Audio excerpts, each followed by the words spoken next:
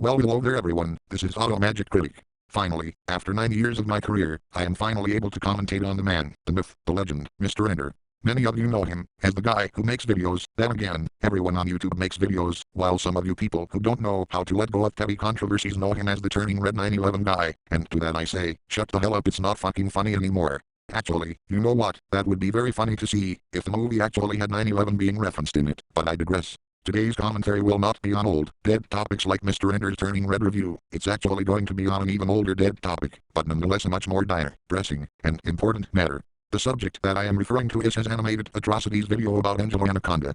Now, as an inquisitive socio-economic, racial and gender studies major of the marks and variety, I am of the most humblest opinion that Anaconda is not just some weird kids show that someone on 4chan pretended is the reason why their parents got divorced and not him. It is actually an intertextual masterpiece that can only be grasped by the utmost echelons of the American Sociological Psychological Association and 90 other institutions I am totally a part of. I know you fucks are gonna say this video is old, but you know what? If a nostalgia critic and angry video game nerd play and review old movies and video games, surely what should stop me from commentating on old videos such as the aforementioned video I am commentating on? Anyway, enough of that, let's get on with the video itself. Oh, so you're saying that your show is supposed to be that way. Your animation is hideous because that's the style you chose. You're saying that the sympathetic character getting the tar beat out of them is there to get a different emotion out of your audience. Sympathy, yeah? Here, in the context of this show, let that word sink in for a minute. This will be very important later on in the video. I could have a lengthy argument with you to prove why that argument doesn't hold much water, but all I really need to do is say 2 words. Anaconda. Pretty telling, yeah? Anaconda is so powerful, so layered with so much intellectual subtext that one mustn't be on the receiving end of a verbal beatdown in an argument and come out on top without saying those 2 magic words. The name alone elicits such power, the atmosphere changes to where the observers of the debate about very important issues like children's cartoons know that you are right and fighting the right fight, turning the entire tide in your favor.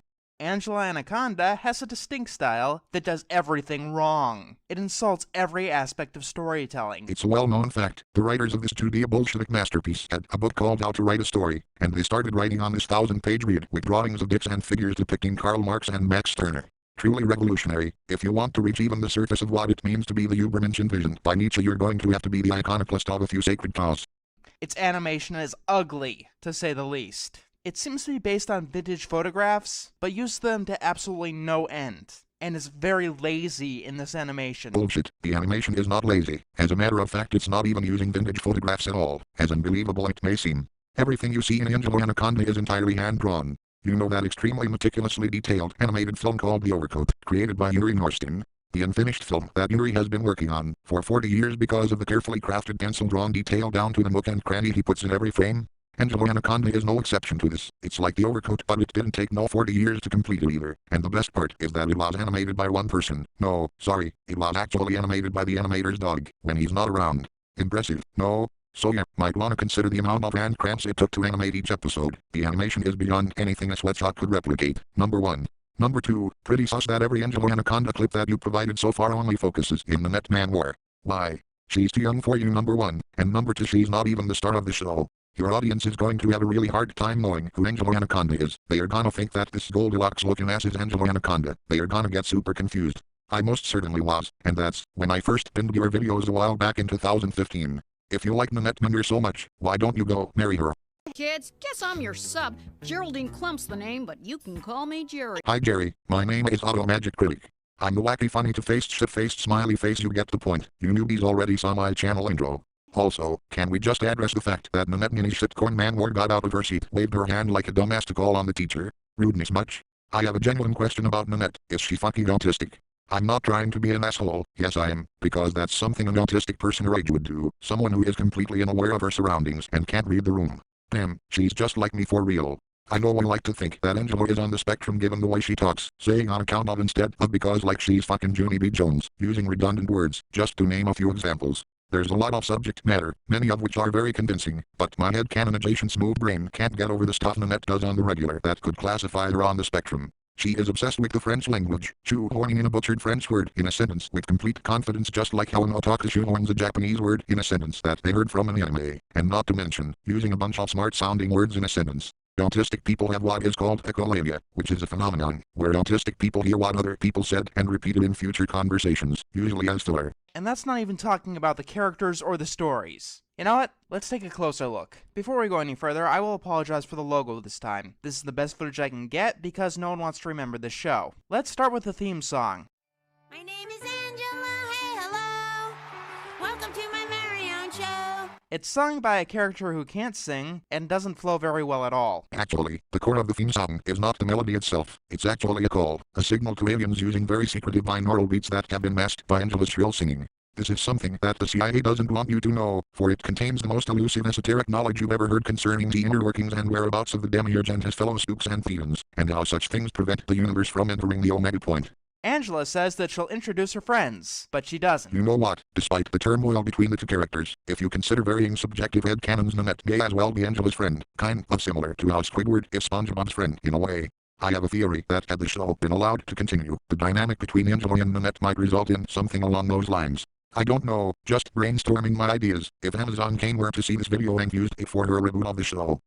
Now to today's story, starring me, and not starring Nanette Manoir.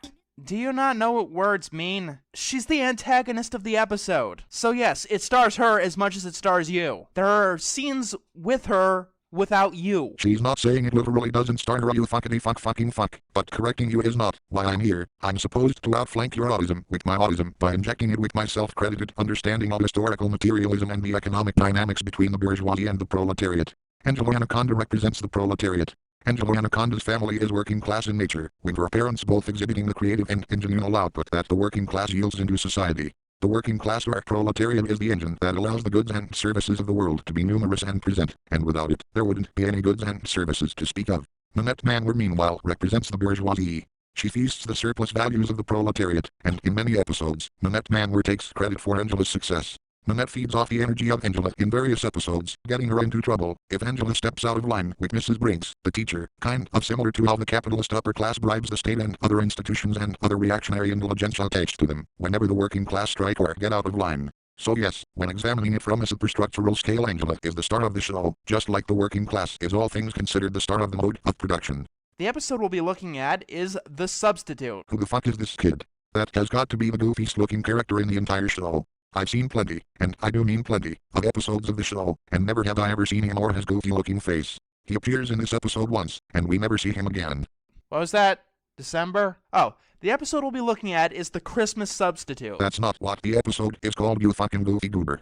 Besides, there's already a Christmas episode of the show that you could have reviewed, and a rare moment where Nanette is secretly pondering in doing something really nice for Angela. No strings attached, a nice cashmere scarf complete with Angela's name stitched onto it in Nanette's own handwriting, with hearts and everything. More hearts than what someone who's straight should have on there. So did you hear the news? Angela Anaconda has picked moi as her secret Santa. Can you believe we actually picked each other? Hell drag. So I had no choice but to buy her something really nice. This imported French cashmere scarf in orange, which is French for orange. Ooh. I mean, honestly, I can't have Angela Anaconda outshop me. I have the Manoir name to think about. Can you believe the nerve of her? Buying me something really nice like that? Now I have no choice but to retaliate and get her something really nice too. And just like that, I'm pretty sure Nanette's network of neutralizers and assassins already have a bounty in me just from me revealing this very exclusive info. Granted, it's pretty much at Angela's expense, unintentionally or otherwise, considering that Angela has to go back to the fucking store to purchase Nanette something nicer, as a secret Santa gift to outflank her yet again, and Nanette is genetically predisposed to inconvenience Angela, whether she realizes it or not, but still, it's a really nice episode, where it shows a more soft side to Nanette than she lets on. Amazon Kane, if you're watching this video, please explore the softer side of Nanette that we haven't seen in your reboot. It's plenty of subject matter right here. What you'll notice very quickly is that the Grey children all have creepy eyes that stare into your soul. Also, this scrapbook style could have actually worked. I've seen it work before, but what absolutely kills it is how poorly everyone is animated, and the fact that they're all grayed out. Why are they all grayed out? Would it have been any more expensive to add some color here and there? The same reason why the Simpsons are all yellow. Here's a better question for you, MrEnter. Why are the Simpsons green? Praise. Oh, you stupid son of a... For real? Oh, don't tell Mr. about the Great Race War of Tapwater Springs. Hell, I think it costs more to remove the color. Again, for the purposes of the education, I repeat, I urge you never to tell Mr. about the Great Race War of Tapwater Springs. The Manoir family's vision of an all-grave no state dwarfs whatever the fuck Pleasantville was. Also, you've got to either focus on one person or have everyone constantly moving, because when you don't, they get this creepy stare. I think it's trying to be like Monty Python, but to do that you need to be really energetic. And this doesn't really try. Wait a minute. Angelo Anaconda. Monty Python. Damn, I'm starting to notice a pattern. Anaconda is a type of snake. Python is a type of snake. Python is a coding language. Angelo Anaconda sounds like a name for a transgender porn star. Alright, since I got the most overused and obvious jokes out of my system, we can get to the meat and potatoes of the underlying message of the video. In all seriousness, if you want to see some really energetic energy from Angelo Anaconda that contains a lot of energy on account of it being energetic, you're sure as hell not going to find it in an early episode, where the series is still trying to find its footing. Hello, Nanette. I am an angel. I don't care if you're Mother Teresa. You're ruining my beauty sleep. Now scoot. But I'm here to show Angela. Angela? That does it. I'm getting security. I changed my mind. You were right. There isn't anything about Nanette.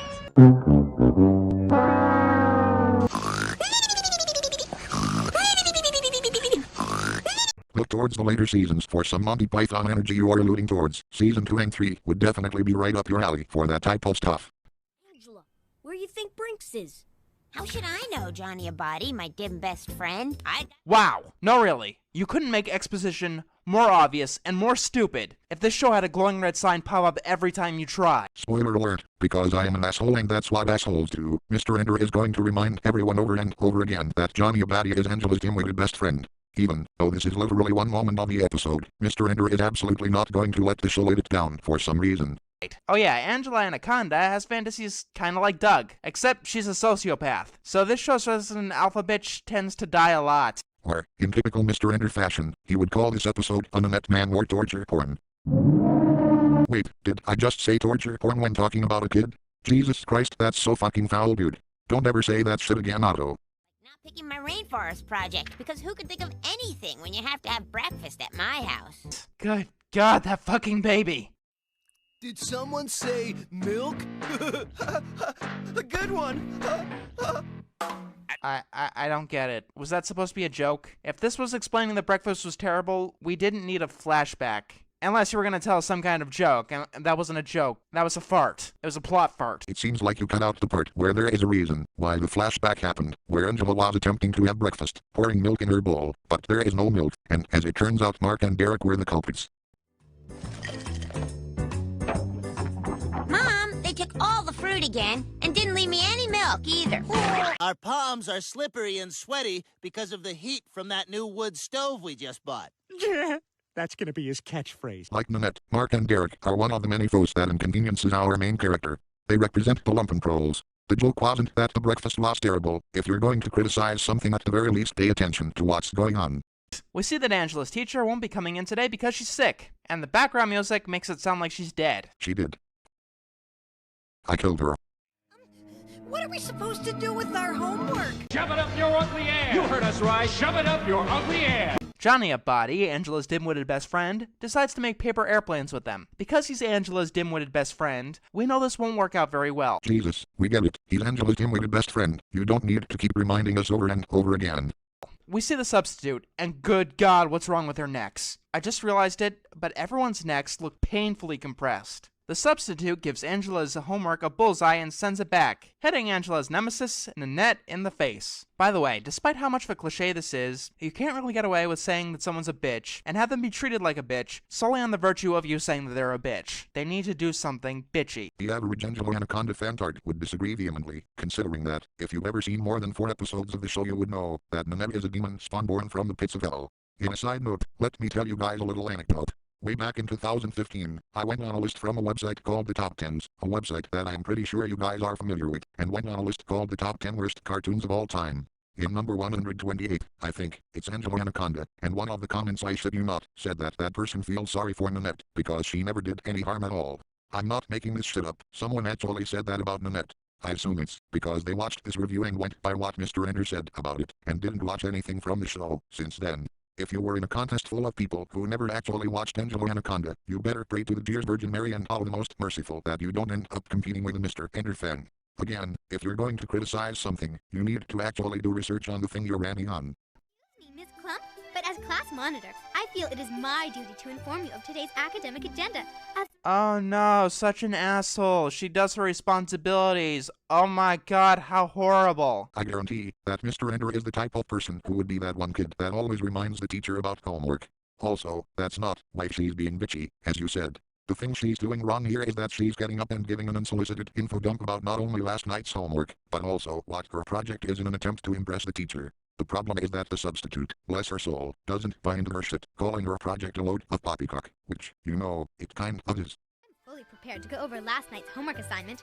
I'm also prepared, unlike some students, to announce the topic of my rainforest project, the scandalous shortage of crocodile. I plan to focus on the shortage of crocodile in handbags, heels, and other fashion accoutrements. You see, the joke here that I am going to ruin is that you'd think Nanette is going to do a project in the shortage of the crocodile species, and you start believing she actually cares about crocodiles. But no, the tables turn, revealing that she is writing a project about the shortage of products made out of crocodiles. That's the thing too, the show gives you a lightning rod of dirtball jokes at you that will shell-shock even the most ardent and subtextual of critics like yourself. Also, handbags? Jesus Christ, these Canadians dude, their affectatious way of saying things that no normal person says should be studied intently. Handbags, handbags, handbags, handbags, They make Brit-bungs look tame in comparison, but at least they are upfront about how subhuman they are with their goofy accents. For Canadians, it's an uncanny valley, mixing normal American speech with additional goofy ways of saying things that they add for absolutely no reason whatsoever. How the fuck do you fuck up saying about? They say about. The fuss is about taking our citizens. It's about not censoring our art.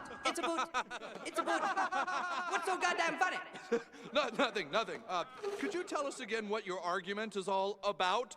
This is not about diplomacy. This is about dignity. This is about respect. This is about realizing that humor is... How about sorry? They say sorry. Nice costume, Angela Anaconda. Oh, I'm sorry. You're not wearing one. Sorry. More like sorry for being a sore loser. Ha, got him.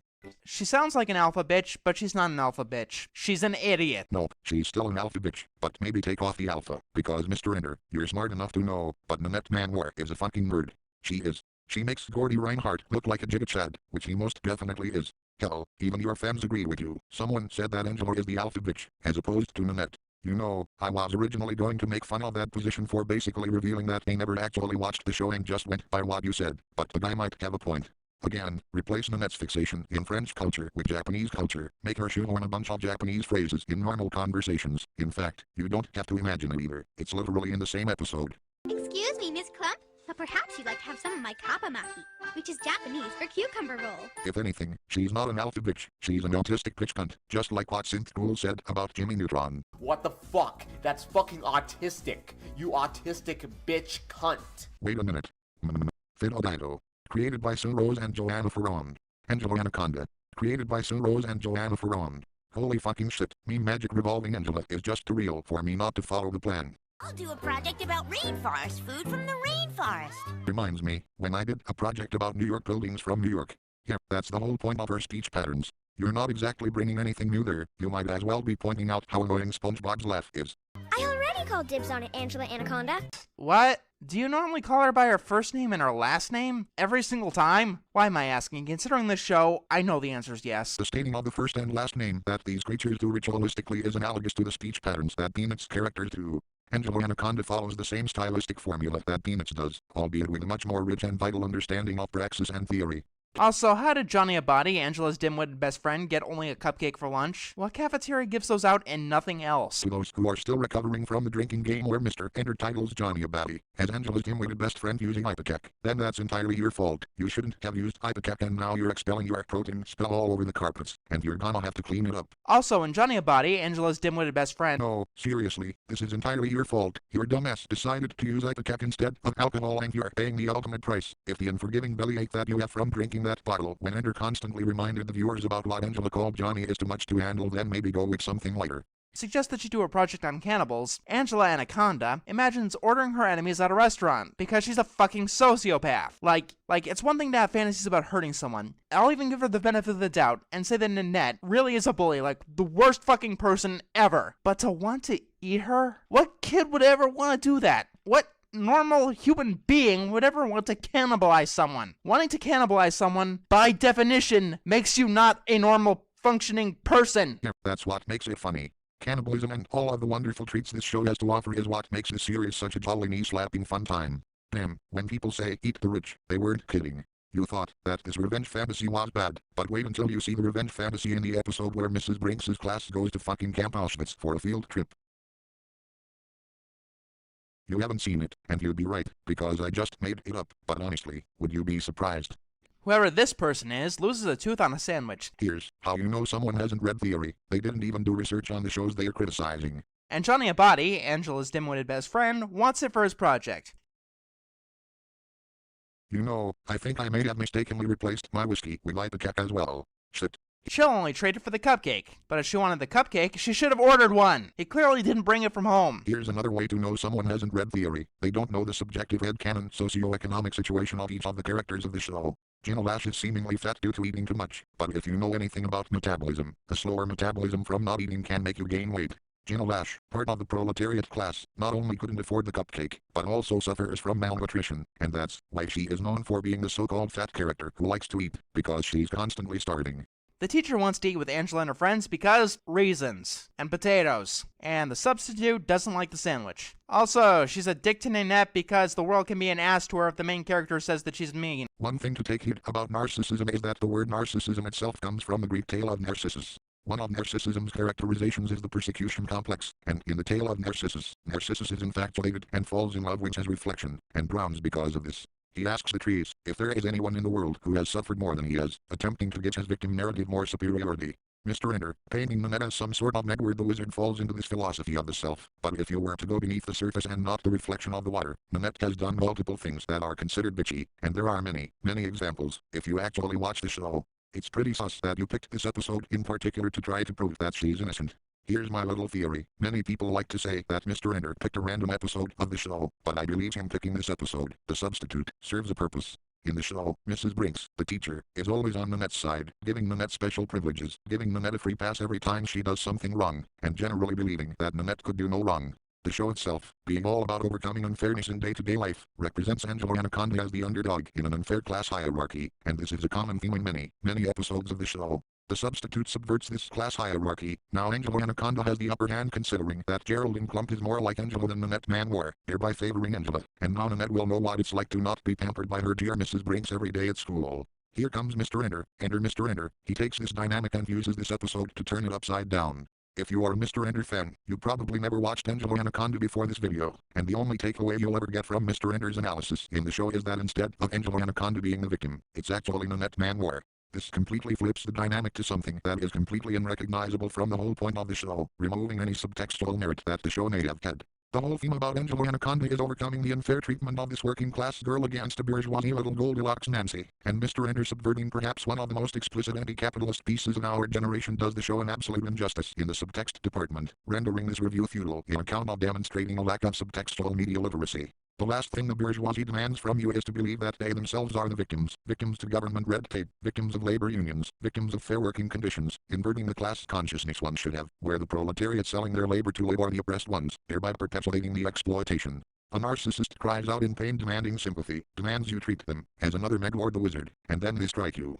Apparently the substitute went to tropical rainforests, and this gives Angela the idea to make tree houses for her project. Angela takes her brother's popsicle stick collection and begins to work on a project, and this scene perfectly illustrates how bad the animation is. Frames are just straight up missing. Anything they can come up with is completely uncreative. And that baby still looks like a Silent Hill monster. Yeah, the animation in the first half of season 1 wasn't too great considering that the show is still trying to find its identity and foot in the door, but progressed towards where they mastered their own technique and form. Oddly, this mirrors the same issue I brought up earlier. If you took a look at the overall subtextual narrative of the show and not an early episode where the dynamics between Angela and Nanette briefly changed, you wouldn't judge the animation the same way either. Form matches subtext, and one has to analyze the epitome before judging what it was formed from. Somehow, Nanette finds the substitute teacher's house and brings her treats. I think the episode is trying to tell me that she's a suck-up, but what I'm seeing is her trying to get on the good side of someone who hates her for no real reason. That's because Geraldine Clump sees Nanette for what she really is. She has the ultimate physiognomy of evil, and whatever spelled down you need to enchant heroic that could only work on cobras, will not work on Geraldine Clump, because Gerald is no cobra. She is a hyena. She has the spots and belly of a leopard and the fierceness and territorial savvy of lions. Be not spelled down by Jezebel and her false siren song. A lion can't spot a faker from the pheromones alone, and like cobras, falling into a pit of these things will end badly, for you. And then she goes to suck up to another teacher. Whatever. I hate all these fucking characters anyway. Oh, him? That's just Mrs. Brinks sniveling cuck of a husband. That's not a teacher either, and he is not by any stretch of the imagination the dominant type, therefore more susceptible to falling prey to Nanette's predator eyes. What is all the fuss about? Angela's treehouse, made out of popsicle sticks. Angela's behind you. Turn around. She's not over here. Why are you looking at me? She's looking at you the same way Dora the Explorer looks at the audience. She's asking you, yes you, about what all this hoo-ha is about, because remember this show is from Canada. Do you know where Angela Anaconda is? Where? And because Johnny Abadi, Angela's dim-witted best friend, touches the glue, he gets pulled away and the treehouse is crumbled. Holy fuck, let that shit go. It was literally just some one-off joke from this one episode. Stop bringing it up. I already started a drinking game, and you're just taking years off of my life. Have mercy on me. Finally, their teacher returns because Nanette helped her get better. While Angela wanted to cannibalize Nanette. I know, right? Nanette has magical powers. Thanks to the power of her generous pursuits of being an heir to a billionaire entrepreneur, she healed her with the powers that she was given from God. She is a noble character, just like Andrew Carnegie. Follow the prosperity gospel, and you will have all of the products made out of crocodile skin you could ever want, complete with wage slavery and indentured servitude, for you to exploit. Ignore the last part. Capitalism is working smoothly, so don't you dare resist. Then she has a fantasy of, oh my fucking god! Jesus fuck, I didn't need to see a child in scantily clad clothing. Am I gonna get on a fucking list because of this video? Damn, no wonder Angela is obsessed with Nanette. I would never have guessed that this headcanon could have some precedence. It starts raining. The substitute teacher saves Angela, and then they save some crocodiles, for some reason. Putting them on a boat kind of seems counterproductive in helping the crocodiles. Yeah, they saved the crocodiles, because they were about ready to fall from the waterfall with Nanette and Mrs. Brinks. Because Angela was fantasizing about letting Nanette and her teacher die, she lets the water overflow and gets sent to the principal's office. And the substitute is apparently a substitute principal now. Okay, bullshit! Number 1, principals and teachers are different jobs. A substitute teacher may be qualified to take the place of a teacher because they can at least keep things orderly, even if they don't understand or like the subject being taught. A principal is a job that requires a lot more attention and isn't someone who can let someone else tide things over until the real principal gets back. But do you know who can? The vice principal! That's why schools have vice principals! Well, this show does take place in an elementary school, and schools in America, or in this case Canada, wouldn't have vice principals up until middle or primary school. So, it's perfectly reasonable for there to be a substitute principal, if it's in an elementary school. Punishment is an unfortunate construct of Western civilization, hun. I don't believe in it. Right, because prisons and executions didn't exist until the 1950s. Wait, what? Western civilization was released in ancient Greece between 700 and 480 BC. Not sure where this 1950s thing came from. Western civilization wasn't made in the 1950s. Get your facts straight, you goofy goober. I told you this show wasn't made for the menial of intellect. But revenge, now there's a whole other thing. That's a great moral. Up top, ignoring the fact that revenge is actually a form of punishment, just against someone of equal power to you, it's your fucking job to punish the student who broke the rules. That's what principal does. You're not certified at all, are you? That's a peck full of poppycock. She's a teacher? Attention. The class monitor and teacher of room 9 will report to the supply room immediately to begin the annual inventory of paper clips, rubber bands, and vacuum cleaner bags. Yes, let's punish the teacher for sending the girl who flooded the storage cabinet to the principal's office. And this ends by them ordering a pizza. I wonder if it has any chunks of people in it. What the hell? It's like someone took Lisa's substitute and leached away any charm out of it and shat on it. It always fascinates me how almost every YouTube critic from the 2010s always needs to reference feces. They also like to say that someone has raped the characters of a given show. Take this for example. You've taken characters that I've known and loved for several years and you raped them. You freaking raped them. Jesus, Sigmund Freud would have a field day with these reviewers, talking about poopy and sex and drugs and alcohol and all that. Couldn't be me. Ignoring the batshit ugly art style, these characters are horrible. I can understand the desire to get revenge on someone you don't like, and maybe Angela's supposed to be an outlet for that, but her fantasies make her look like a sociopath. Nanette isn't an asshole enough to make Angela look like the good guy. The bully cliche is one of the easiest to write, and you fucked it up! Angela Anaconda is a girl number 1, and number 2, Nanette Manwar, aside from being a 25-year-old criminal that caused millions of crimes, has also done a lot of terrible things in the show. These include, but are not limited to, manipulating others and framing Angela, attempting to destroy an old oak tree for commercial gain by building a mall on top of it, making Angela's mom slave over some stage wedding invaded her home in the process, lying to everyone about taking a vow of poverty for Lent, bullying Angela and her friends and treating even her minions like absolute shit, stealing flowers from a sick old lady, and even, in this episode, advocating for killing crocodiles and removing environmental protections so that she could have her crocodile-made products. My point has been made. So yeah, maybe she is an asshole, a bitch, if you will, and maybe, just maybe, cannibalizing her shouldn't be out of the question.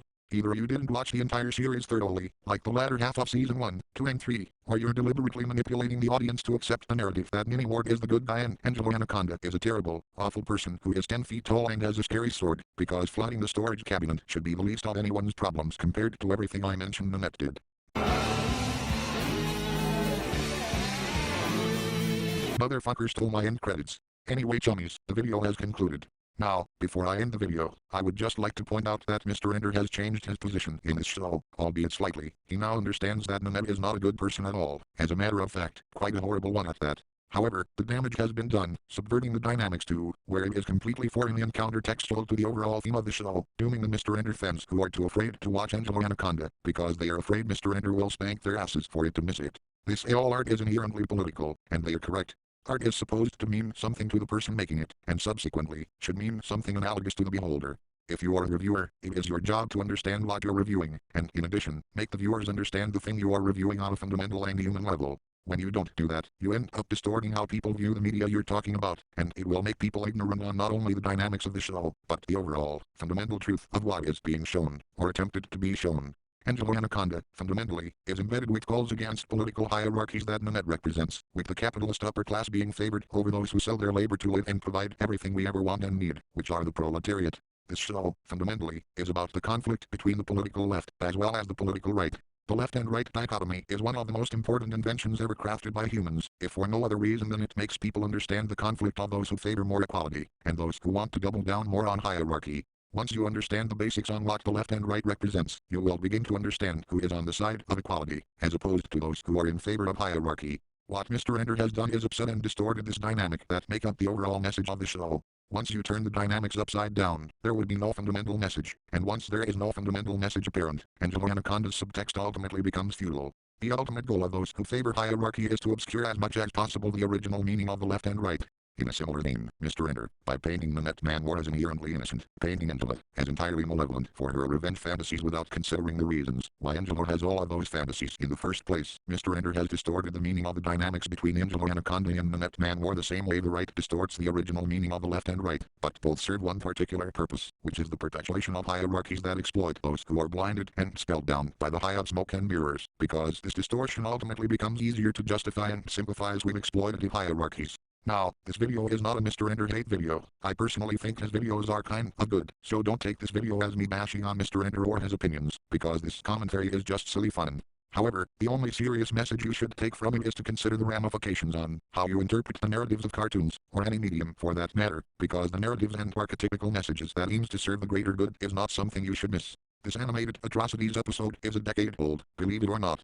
Although MrEnter has changed a lot since then, in respecting the intent the writers had with this show, it is rather poignant that its underlying philosophy has been missed and even distorted, and I don't think this video should go without someone countering it by bringing to light its underlying philosophy, undoing some loose ends that people had about this show. Because of this video, nature is restored, balanced and healed. Damn, you know, MrEnter has been criticized for taking cartoons way too seriously, and while that criticism may have had some merit back in Enter's earlier days, I believe that me and myself and I have single-handedly beat MrEnter in the pastime of taking children's cartoons way too seriously. I gave you the most scheduled reading of Angela Anaconda the world has ever seen. How many of you can do that?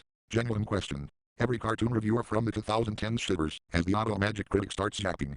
Anyway, I hope you enjoyed this video, and if you did, make sure you give this video a thumbs up, comment on the video, subscribe to my channel, give me your money, and force everyone you know to watch my videos and tell them not to say anything about my text-to-speech voice like it's an original criticism. See you next time, girls. You